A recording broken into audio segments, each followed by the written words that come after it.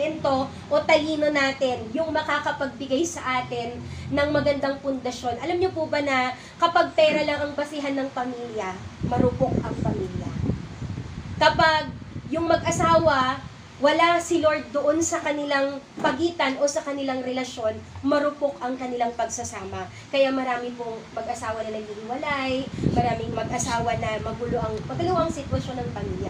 Pero alam niyo po ba na kung ilalagay natin sa sentro ng ating pamilya ang ating Panginoong Hesus, magiging matibay ang pundasyon ng ating family. Kaya napakaganda po sana na yung nanay at tatay ay naglilingkod sa Panginoon. Kaya kung hindi nyo pa po kasama yung mga asawa ninyo, huwag nating tigilan. Huwag natin silang sukuan sa panalangin kasi naniniwala tayo may perfect time si Lord sa lahat ng bagay. Kaya lagi sinasabi na talagang mahirap sa atin i-invite sila. Pero wala pong mahirap at matigas na puso pagdating sa panalangin sa Panginoon. Yes, amen. Kaya sa family